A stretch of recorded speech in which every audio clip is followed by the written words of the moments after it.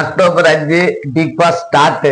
வருவான் சேதுபதி, ஏழைக்கு ஒரு நீதிபதி, ஒரு சனங்க வாழ்த்த வேணுங்க, பொங்கி வரும் ஜீவநதி. ஆமாங்க, அப்படி சந்திரனை கூப்பிடுங்க தாலாட்டு பாட, சூரியனை கூப்பிடுங்க சோறாக்கி போட. இது ரெண்டு தாங்க அந்த வீட்டுல நடக்கும். சண்டை மேளம் முழங்க, தீப்பந்தம் எரிஞ்சு அண்ணன் உள்ள போறாரு, சேதுபதி போறாரு, போய் வீட்டை பாக்குறாரு. எல்லாமே புதுசு, சூப்பர். ஹால்ல வந்து கிச்சனை வச்சிருக்காங்க, ஹாலை வந்து சைட்ல வச்சிருக்காங்க. பாத்ரூம்லாம் வந்து ஷோகேஸான இது பெட்ரூமு. அதுக்கப்புறம் வந்து பாத்தீங்கன்னா யார் லீடரா ஆகுறாங்களோ தலை ரூம்னே வச்சுட்டாங்க, தலையை இங்க கொண்டு வந்துட்டாங்க. அதுக்கப்புறம் வந்து ஸ்விம்மிங் பூலு எல்லாத்தையும் காட்டி கொடி அசைச்சு வீட்டை புகழ்ந்து, கண்டிப்பா ஏன்னா அந்த வீட்டுல ரெண்டு முனியாண்டி மாமாவும் இருக்கிறாரு, மேரி அம்மாவும் இருக்கிறாங்க. என்ன மனுஷருங்க, அழகா வந்து ஆட்டமும் புதுசு ஆட்களும் புதுசு. Big boss start. ஏன்னா எனக்கு ரொம்ப பிடிச்ச நிகழ்ச்சி. 8 நிகழ்ச்சியுமே ஒண்ணு விடாம பார்த்திருக்கேன். இன்னைக்கு சுகந்தி அக்கா சுகந்தி சினிமா பழமுறையில நம்ம இன்னைக்கு பிக் பாஸ் ஸ்டார்ட் பண்ணிட்டோம். மிக பிரம்மாண்டமா ஆரம்பிச்சு எல்லாத்தையும் வகைப்படுத்தி சொல்லி, கூண்டு கூட வந்து தங்கத்துலதான் கூண்டு வச்சிருக்காங்க. யார் தப்பு பண்ணாலும் தங்க கூண்டுலதான் அடைக்க போறாங்க அப்படின்ற மாதிரி அதையும் காட்டி பிரம்மாதமா வீடு. உண்மையாலுமே இந்த 9வது எபிசோடு வீடு ரொம்ப ஒரு குதூகலமான வீடு. அந்த பிக் பாஸ் கேக்குறாரு, என்ன ஒரு சின்ன குறை, என்ன நீங்க வந்து கிச்சனை வந்து இங்கதானே பிரியாணி எல்லாம் தெரியாம நைட்டு 2 ரவுண்டு 3 ரவுண்டு ஓடும், இதை கொண்டு வந்து ஹால்ல வச்சுட்டீங்களே சென்டர்ல, எப்படி என்னன்னு கேக்குறாரு. பிக் பாஸ் வந்து வாழ்த்தி உங்களுக்கு நீங்க நல்லா இருக்கீங்களான்னு கேட்டு அப்புறம் வாழ்த்துறாரு. ரொம்ப ஜாலியா வந்து போயிடுச்சு. அதுக்கப்புறம் வந்து முதல் கண்டஸ்ட்னா, ஐயோ இந்த தமிழ்நாட்டுக்கே பிடிக்காத ஒரு தற்குறி கூட யாருமே வரல. அந்த கோசா பழத்தை கூட்டிட்டு வந்து நான் தான் டாக்டர் நான் தான் டாக்டர் நான் தான் டாக்டர் பைக்கை கொடுத்தோடனே ஒரு மூமெண்ட் ஒண்ணு பண்ணவா, அதுக்கான இடம் இது இல்ல, அது வேற இது வேற. இது விளையாட்டு இடம், இது ஷோ பண்ற இடம், நீங்க யாருன்னு தெரிஞ்சுக்கிற இடம். நீங்க ஒண்ணு சொல்றீங்க, அதையே திரும்ப திரும்ப சொல்லி மற்றவங்களை வந்து டிஸ்டர்ப் பண்ணக்கூடாதுன்னு சொல்லிட்டு அதை பார்த்த உடனே ஜனங்களே வந்து யாருமே கை தட்டல. ஒருத்தர் மட்டும் நடிப்பு அறக்கன்னு சொன்னாங்க. அதை பத்தி பேசுற இடம் இது இல்லைன்ற மாதிரி சொல்லி அவருக்கு வந்து போய் சைட்ல வந்து ஒரு பேஜ் இருக்குது. என்ன பேஜ் எடுக்க போறாங்கன்னு பாக்குறாங்க. ஸ்டாச்சு கூலி படத்துல கட்டுற மாதிரி அந்த டேக போய் எடுக்க போறாரு. ரெண்டு எடுத்துட்டு உள்ள போகுது. தருதலை என்ன தருதலை, எத்தனை பேர்த்த டென்ஷன் ஆக்க போதும். அப்படியே டென்ஷன் ஆயிடுச்சு எனக்கெல்லாம் நிகழ்ச்சி பார்த்த உடனே. என்னடா எந்திரிச்சு போயிடலாமான்னு. இருந்தாலும் என்னதான் ஒரு நிகழ்ச்சி ஏற்பாட்டாளரு முதல்ல ஒரு வந்து கொண்டு வந்திருக்கிறாருன்னா, அப்ப அவங்களுக்கு பிக் பாஸுக்கு ஒரு ஏதோ ஒண்ணு நடக்க போகுதுன்னு தானே அர்த்தம். பார்க்கலாம் எவ்வளவு நாளைக்கு அந்த ஆட்டம் தொடங்குதுன்னு. கண்டிப்பாக தமிழக மக்கள் ஒருத்தரை பிடிக்கலன்னா இவன் தான். அப்படி எல்லாருமே கொண்டு வந்து சேர்க்க வேண்டிய இடத்துல சேர்த்துட்டாங்க. நான் தான் டாக்டர் நான் தான் டாக்டர் நான் தான் டாக்டர்னு அவனோட வீடியோ காட்டாங்க. அதை கூட பார்க்க முடியல, யாரு முகத்துலயுமே ஒரு சந்தோஷமே இல்லை. அதையும் சேதுபதி அண்ணன் வந்து கிளியரா சொன்னார், ஒருத்தருக்கு இப்படிப்பட்ட வரவேற்பு நான் இப்பதான் பாக்குறேன்னு சொன்னாரு. ஐயோ எனக்குன்னா தலையில அடிச்சுக்கலாமான்னு இருந்துச்சு. அப்படி ஒரு கொடுமையான ஃபர்ஸ்ட் ஸ்டார்டிங் மிகப்பெரிய கொடூரம். தமிழ்நாட்டோட தலையெழுத்தே வந்து மாற போறது மாதிரி அந்த தருதலையை கொண்டு வந்து இன்ட்ரோடியூஸ் பண்ணியிருக்காங்க. ஐ எம் சாரி, நான் திட்டக்கூடாதுதான், இருந்தாலும் நான் ஒரு மீடியால அவனை பத்தி பேசி கிட்டத்தட்ட பயங்கர வைரல். என் கண்ணுல அவன் வாய் பேர கூட சொல்லக்கூடாதுன்ற மாதிரி வெறி எனக்கு. அப்படி எனக்கே பிடிக்காது அப்படின்னா ஒரு வேலை அவனைத்தான். அப்படி ஒரு வேதனையான விஷயம் பிக் பாஸ்ல நடந்திருக்கு. அடுத்த கண்டஸ்டன்ட் வீட்டுக்குள்ள போனவனே அவன் அந்த பழைய ஸ்டைல் நெஞ்சில குத்திக்கிறது, அதில் குத்திக்கிறது, இதில் குத்திக்கிறதெல்லாம் வந்து காட்டினான். ரொம்ப டென்ஷனா இருந்துச்சு. 2வது கண்டஸ்டன்ட் தியா. போன வட்டம் யூடியூபரா ஏதோ பேசிக்கிட்டு மாடலிங்ல இருந்த பொண்ணு, இன்னொரு பொண்ணை வந்து மாடலிங் துறையில இருந்து ஆரோரான்னு 2வது பொண்ணு வந்து இன்ட்ரோடியூஸ் ஆகி ஃப்ரெண்டு மூலியமா பரவாயில்ல, ஒரு ஃப்ரெண்டு பழகினா கூட உடனே ஒரு வாய்ப்பு கிடைக்கிற மாதிரி பிக் பாஸ்ல அதுக்கு ஒரு வாய்ப்பு. அது வந்து 2வது கண்டன்ஸ் தான் வந்து என் ஃப்ரெண்டு தான் இந்த லைஃபுக்கு காரணம்னு அது ஒரு நன்றியை தெரிவிச்சு 4 வருஷமா வந்து மாடல் துறையில இருந்து படாத பாடுபட்டு ரொம்ப கஷ்டப்பட்டு இந்த இதுல வந்து இப்போ போயிருக்க. இதை விட என்னன்னா, குழந்தையில இருந்து ஸ்கூலுக்கு போறப்ப 9வது படிக்கிறப்ப இருந்து இந்த சுகவை பார்த்து கடவுள் பாருங்க எப்படி ஒரு அமைப்பு. நம்மளும் 20 வருஷமா இருக்கிறோம், பரவாயில்ல, வாழ்த்துவோம். ஓகே. 2வது பாப்பா வந்து ஆரோரா. எஸ்ஜேன்னு ஒரு பையன் வந்து எடிட்டிங்கு எல்லாமே ட்ரை பண்ணி ரொம்ப வாயாலேயே பல சவுண்டுங்களை எஃபெக்டை கொடுத்து திறமை, பயங்கரமான திறமை. ரொம்ப சந்தோஷமா இருந்துச்சு அந்த தம்பியை பார்த்தோன்னே. இவ்வளவு திறமைகள் அப்படின்ற மாதிரி. கண்டிப்பா நல்லா விளையாடுவாருன்னு நமக்கும் ஒரு நம்பிக்கை இருக்கு. அம்மா அப்பாவை கூட்டிட்டு வந்தாரு. அம்மா அப்பாவை நல்லா வச்சுக்கணும்னு சொன்னதே வந்து இதெல்லாம் வந்து அது அந்த குழந்தைங்களை 20 வயசு பையனா அவரை பார்த்து ஃபாலோ பண்றவங்க இருப்பாங்க. 4வது ஒரு தருதலை பார்வதி. தெரியுமே, பிக் பாஸ பத்தி கழுவி ஊத்துனது கமலா இல்ல, கொஞ்சம் நஞ்சம் கிடையாது. அது அடையாளமே நமக்கு தெரியல, அப்படி ஒரு ஸ்டைலோட வந்ததால அதுவா பார்வதி விஜேன்னு சொன்னோடனே ஐயோ இத போய் விட்டுருக்காங்களே. நான் நினைக்கல, மக்களும் நினைப்பாங்க. கண்டிப்பா நாளைக்கு எல்லா வரலாறும் தெரிஞ்சிடும். அது சனியா வந்து பிக் பாஸ்ல ஏறி இருக்கு. ரொம்ப பேசும். ஏன்னா அர்ஜுன் சார் ஒரு ஜி தமிழ்ல ஒரு வாரியார் ஏதோ ஒரு நிகழ்ச்சி வச்சு பண்றப்ப அந்த பாலைவனத்துல அது பண்ணுன லூட்டி இது பண்ணுனதாலேயே அவர் அடுத்த ஷோ பண்ண மாட்டேன்னே போயிட்டாரு. அப்படி ஒரு தொல்லையான பாட்டி. 1 2 ஆச்சு, 2க்கு 2 நல்லது 2 கெட்டதுன்ற மாதிரி ஆயிடுச்சு. அதுக்கப்புறம் 5வது வந்து திசார். ஏதோ ஜப்பான் பையனாட்டம் இருக்கிறாரு, சீனா பாற பையன். ஏதோ அவங்க வீட்டுல யாரோ ஒருத்தவங்க இருந்திருக்காங்க, ஆனா பக்கா தமிழ், புதுக்கோட்டை. அவர் வந்து டான்ஸரா இருந்து கொஞ்சம் கொஞ்சமா கஷ்டப்பட்டு இந்த அளவுக்கு வந்து சூப்பரா இருந்துச்சு. அவங்க ஃபேமிலி எல்லாம் உட்காந்து பாட்டு பாடினது எல்லாமே சந்தோஷமா இருந்துச்சு. ஒரு நல்ல ஃபேமிலி. ஆனா பார்த்தா சீனாக்காரங்க மாதிரி இருக்கும், நேபாளி மாதிரி. ஆனா வீட்டுக்கு அவங்க வீட்டுக்குள்ளேயே 2 3 பேர் அது ஒரு மாதிரியே இருந்தாரு. பார்க்கலாம். அவரும் நல்லா டான்ஸ் எல்லாம் ஆடி குதூகலமா மக்களை என்டர்டைன் பண்ணுவாருன்னு நமக்கு ஒரு நம்பலாம். அதுக்கப்புறம் வந்து 6வது கனி கார குழம்பான். அதான் இது பிக் பாஸ் தான். அவங்க இது என்ன குக்கு வித்து கோமாளி. நாங்க அகத்தியன் சார் பொண்ணு. அதே விஜயலட்சுமி தான் அந்த 1 கோடி ரூபாய் அடிச்சுட்டு அதோட தங்கச்சி. எப்படியோ ஒரு சிவார்த்து மூலியமா ஒரு வேலை வந்திருக்கு. அவங்க கேரக்டர் நமக்கு தெரியாது. ஓகே. இதுல வந்து அவங்க வந்து 6வது 7வதா வந்து ஃபேமிலியோட வந்து குழந்தைங்களாம் அழுத்துச்சிங்க. 2 பொம்பளை பிள்ளை போல அதுக்கு உட்காந்து அழுத்துச்சிங்க. அவங்க வந்திருக்காங்க. சபரி நல்ல குடும்பத்தை சேர்ந்த ஒரு நடிகர். இந்த ராஜா ராணி இந்த மாதிரி வேலைக்காரன் அதுல வந்து ஹீரோவா பண்ணி ரொம்ப கஷ்டப்பட்டு சேலத்துல இருந்து வந்து விஜய் டிவில நடிச்சு இன்னைக்கு ஒரு பிக் பாஸ்ல அவருக்கு ஒரு மனதார ஒரு பாராட்டுக்கள். ஏன்னா நாங்களும் சேலம், ரொம்ப சந்தோஷம். அதுக்கப்புறம் 8வது பிரவீன் காந்தி ஸ்டாரு. அப்புறம் வந்து ரட்சகன். அப்புறம் வந்து இன்னொரு படம் என்ன ஸ்டாரு. அந்த மாதிரி ஜோடி இந்த படம்லாம் எடுத்து ஹிட்டு கொடுத்த ஒரு நடிகர் வித்து டைரக்டர். என்னோட மனோரஞ்சன் சாரோட ஃப்ரெண்டு தான். அவர் இப்ப 16ல இறந்துட்டாரு.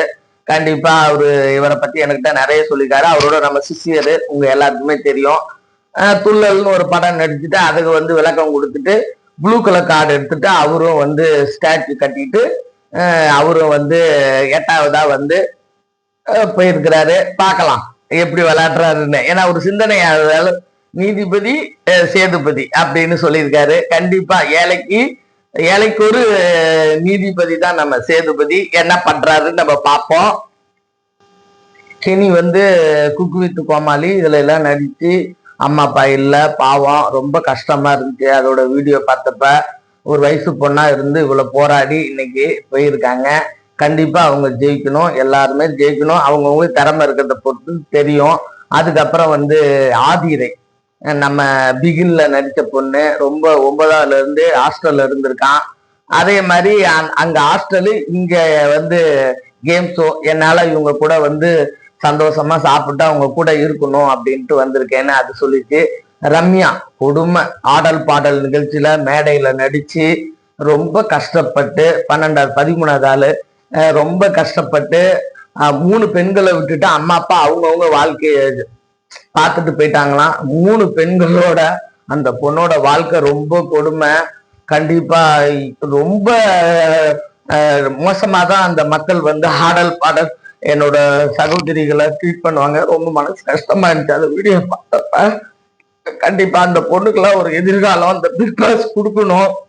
ஓகேங்களா? நம்ம அதாவது நம்மளும் அதோட விரும்பி, ஆனா நம்மளை விட பாதிக்கப்பட்டவன் அதுல இருந்து ஜெயிக்கணும் அப்படின்ற நினைக்கிறப்ப அது வலிமை வந்து அவங்களுக்கு கொடுக்கணும். ரொம்ப எனக்கான இமோஷனல் ஆகுது. கண்டிப்பா ரம்யா, நீ கவலைப்படாத, என் ஓட்டு உனக்கு தான். அது 11வது. இது 12வது வினோத்குமார். அவரும் ஒரு பாடகர். நம்ம பிக் பாஸ கலாச்சி பேசி அதை ஒரு கண்டென்ட்டா எடுத்து நிறைய திறமைகள் இருக்குது. மேடையிலேயே நல்ல கோர்வையான வாசனங்களை வந்து அழகா பேசினாரு. நேரம் கண்மை இல்லாதால, இல்லைன்னா அக்கா எக்ஸ்பிளைன் பண்ணிடுவேன், நோ ப்ராப்ளம். அப்படி அவரு வந்து தான் ஒய்ஃப் வந்த பிறகுதான் அம்மா இறந்துட்டாங்க, அதுக்கப்புறம் என் ஒய்ஃபு தான் என் குடும்பத்தை இந்த அளவுக்கு நான் முன்னுக்கு வந்திருக்கேன்னா என் ஒய்ஃபுன்னு குழந்தைங்க 2 பேர்த்த கூட்டிட்டு மேடையில ஏறினாங்க. ரொம்ப சந்தோஷமா இருந்துச்சு. இந்த மாதிரி ஆளுங்களை பாக்குறப்பதான் நம்ம ஜெனரேஷன் எப்படி கத்துக்கணும் லைஃப் அப்படின்னு நமக்கு தெரியும். அந்த லைஃபை கத்துக்கிற ஷோ தான் நம்ம பிக் பாஸ். பலதரப்பட்ட மக்களை விட்டு அவங்களுக்குள்ள என்னென்ன மிருகம் இருக்கானா, மனுஷன் இருக்கானா, தெய்வம் இருக்குதா அப்படின்னு வந்து நம்ம சொல்றோம். ஓகேங்களா? அப்படி நல்ல சூப்பர் ஃபேமிலி. 12th 13வது ஒரு பாப்பா ஜாலியா, நீங்க ரெடி, நான் ரெடி, நீங்க ரெடியான்னு சொல்லிட்டு நான் ஒரு ஷோல வந்து கலந்துக்க போறேன், நான் அதை பண்ண போறேன், இதை பண்ண போறேன்லாம் கிடையாது. யாரையும் நான் பழி வாங்குற நோக்கத்துல வரல அப்படின்னு சொல்லிட்டு அது ப்ளூ கலர் கார்டை எடுத்துட்டு அதுவும் வந்து கிளம்பி போயிடுச்சு. அதுக்கப்புறம் நம்ம பிரவீன் சூப்பர் கண்ணாடி எல்லாம் போட்டுட்டு ரொம்ப ஸ்டைலிஷா இவ்வளவோ வாழ்க்கையில வந்து கிட்டத்தட்ட ஒரு 7 மொழிகளை கத்துக்கிட்டவரு. 13வது 13வது தானே? ஆமா. அவரு வந்து அழகா வந்து ஃபேமிலியோட வந்து என் ஒய்ஃப் தான் காட்டினாரு. குழந்தைங்களும் வந்து 2 குழந்தைங்களோட வந்திருந்தாங்க. இந்த மாதிரி ஃபேமிலியோட தான் வரணும், அப்பதான் அவங்களோட கெப்பாசிட்டி என்னன்னு தெரியும்.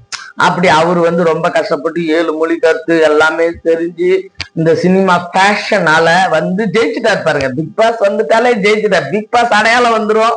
ஆல்ரெடி சீரியல் அவங்க கம்பெனில வளர்த்து விட்டவங்க. சூப்பர், நல்ல ஃபேமிலி. 15 என்னோட மீனவ சமுதாயம் தூத்துக்குடியில இருந்து ஒரு சாத்துக்குடி வர்ற மாதிரி என் தங்கம் துள்ளிக்கிட்டு கடல்ல போல முதல் பெண்மணியா. 19-20 வயசு இருக்கும். அப்பாவோட கஞ்சி எடுத்துக்கிட்டு பட்டமலா எடுத்துக்கிட்டு ஏன் கடலுக்கு பிள்ளைங்களை கூட்டி போல, திடீர்னு அவங்க பார்டர் நம்ம தாண்டிட்டோம்னா அவன் அரெஸ்ட் பண்ணி நம்ம தமிழர் மீனவர்களை தான் நொட்டுமா, வேற யாரையும் நொட்ட மாட்டான். நம்ம யாரையாவது அவங்கள புடிச்சிட்டு வந்து இங்க வச்சிருக்கிறோமா? அதனாலதான் இந்த கச்சத்தீவு பிரச்சனையே வர்றது. அதாவது இதுக்கெல்லாம் ஒரு சொல்யூஷன் வரணும். அந்த மீனவ குடும்பத்துல இருந்து என்னோட மீனவ சமுதாயம் மேன்னோக்கிறதுக்காகவும் அதோட வளர்ச்சியை பார்க்கறதுக்காகவும் என்ன மாதிரியே என்னோட மீனவ சமுதாயத்துல என்ன மாதிரியே பெண்கள் இருக்கணும், வீர தீரமா இருக்கணும்னு அம்மா அப்பா கூட்டிட்டு வந்துச்சு. எங்க காலையில கஞ்சி சோறு எடுத்துட்டு 3 மணிக்கு கடலுக்கு போகுதுன்னா என்ன ஊடுருவி அடிக்கும். அஜித் சார் சொல்லும் போல ஊடுருவி அடிக்கும் அந்த கடல் காத்து, அந்த குளிர். அதுலயும் தன் தகப்பனோட போய் ஒரு ஆம்பளை சிங்கம்மா வீர பெண்மணியா அப்ளாஸ். சுகந்தி அக்கா உனக்கு அப்ளாஸ் கொடுக்குது சுபிக்ஷா. தூத்துக்குடியில அவனியாபுரத்துல 2 வருஷம் 2வது தெருல நான் வந்து சின்ன வயசுல இருந்திருக்கேன். ஆமா, எங்க மாமா அங்க அத்தையோட இருந்தாங்க. ஒரு வியாபார விஷயமா போய் நாங்க இருந்தோம். அப்ப எனக்கு அங்க நிறைய பழக்க வழக்கம் இருக்கு. அது மாதிரி மீனவ சமுதாயத்துல இருந்து 15 வந்திருக்காங்க. அதுக்கப்புறம் 16, 17, 13, 18 அது அப்புறமா சொல்றேன், ஏன்னா ரொம்ப வீடியோ போய்கிட்டு இருக்கு. இந்த 20 ஒரு சன்னிய வந்துச்சு கலை. ஓகேங்களா? சே காரணம் இப்ப புருஷன் முன்னாடி சேர்ந்துட்டாங்களாம். கழுசடைனாலும் கழுசடை, மகா மட்டமான கழுசடை. ஒரு மனிதன் எப்படி எல்லாம் வாழக்கூடாதோ அவனை வந்து கூட்டிட்டு வந்திருக்காங்க. என்ன நடக்க போதோ தெரியல. ஆமா, இந்த பார்வதி, இந்த பரதேசி, அந்த கோசா அனாதையா தான் வந்துச்சு. இங்கேயும் யாரும் கூடயே வரல. நான் மதுரை இருக்குது, சேலம் இருக்குது, சேலத்துல அங்க படிச்சேன்னுது, இங்க படிச்சேன்னு சொல்லுது. எதை நம்புறதுனே தெரியல. வாயை திறந்தாலே பொய் தான். அம்மா அப்பாலாம் கூட காட்டல. அம்மா அப்பாலாம் இருக்குன்னு சொல்றாங்களா சோசியல் மீடியால, அம்மா அப்பா கூட கிடையாதாட்டு இருக்கு. அதையும் காட்டவே இல்லை. கிளினிக்கு சேலத்துல வச்சிருக்கான், மதுரையில பிறந்தான்றான், அங்கதான் என் வீடுன்றான், வீட்டையும் காட்டல. அதாவது இது எடுக்கிறப்ப கூட அந்த கவரேஜ் எடுத்து அவங்களோட பயோடேட்டா காட்டுறப்ப கூட அவன் ஒரு கோயிலை பார்த்து கும்பிடுறேன் அப்படிதான். ஓகேங்களா, ஏதோ நம்ம இவங்க சொல்றத கேட்டுக்க வேண்டியதான். ஏன்னா நமக்கு பிடிச்ச ஷோ. ஏன்னா மனிதனோட மனநிலையை அறியக்கூடிய ஒரு மிகப்பெரிய ஷோ இது. அதுல அதுவும் பிரவீன் காந்திட்ட போய் மறுபடியும் நடிச்சு காட்டுறான். ஐயோ சரி உடுப்பான்னு அவர் பதறிக்கிட்டு ஓடுறாரு பாதியில. இந்த துன்பம்லாம் இருக்கு, இன்னும் என்னென்ன கூத்து பண்ண போறானோ தெரியல. இந்த ஷோவையே நாஸ்திர கதி பண்ண மாதிரி அந்த காலை அவன் பார்க்கலாம். இவங்க எல்லாம் என்ன பண்றாங்கன்னு பாக்குறதுக்கு தானே பிக் பாஸ் ஒரு ஐடியா பண்ணி வச்சிருக்காங்க. டிஆர்பி விடுங்க, அவங்க பார்க்காத டிஆர்பியா? எல்லா டிஆர்பியும் எல்லா கமல் சார் சொல்லி கொடுத்து 8வது ஷோ இவரு பண்ணிட்டு போயிட்டாரு. அதுல வேற இந்த பார்வதி வந்தோடனே பவானி மாதிரி பண்ணாதீங்களா.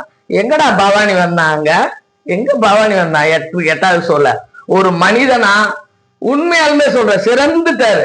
நானா சுகுந்தி அக்கெல்லாம் யாரையும் எனக்கு புகழ்ந்து பாடி வாழ்ந்து யாருக்கு அவசியமே கிடையாது. எத்தனையோ படத்துக்கு ப்ரொமோஷன் ஏதாவது ஒரு கம்பெனில போய் அக்கா நின்று இருக்கனா?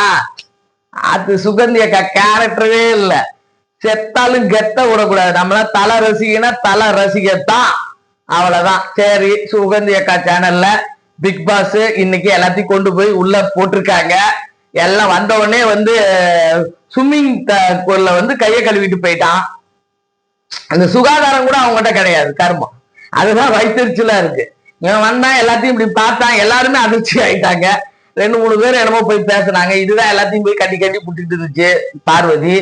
அதோட கேரக்டர் தானே. எனக்கு என்னன்னா ஒரு படத்துக்கு ரிவ்யூ நான் கொடுத்துட்டு இருக்கேன், இந்த பக்கம் அது கொடுத்துக்கிட்டு இருக்குது. மகா மட்டமா பிக் பாஸ் பேசுச்சு.